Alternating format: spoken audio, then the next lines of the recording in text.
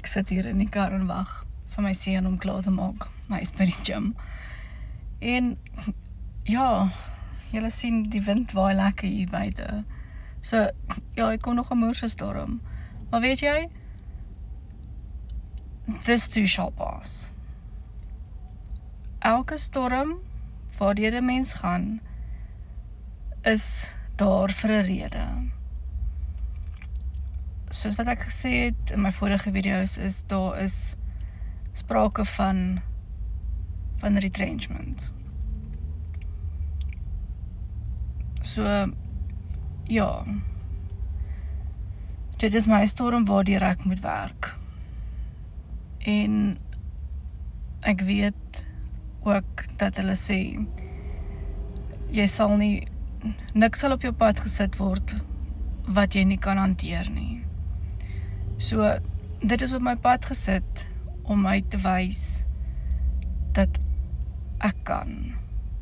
Ek moet net uit my eie gemaksone kom en ek moet net begin.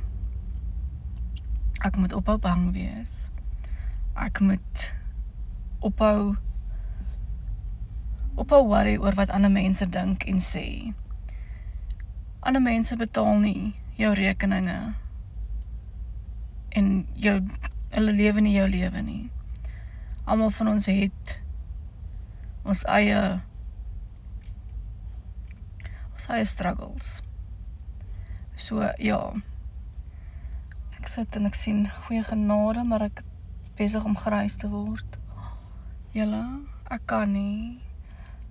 Ek is 38, amper 39 en kyk, ek kan nie so bloody grys wees nie. Maar anyhow, julle moet 'n awesome dag hê. En ja, as jy ook deur jou eie storms werk en jy wil ook iets doen om daar uit te kom, om skuldvry te begin leef, sit vir my 'n reg in die comment box en ek stuur vir jou details. Lekker dag.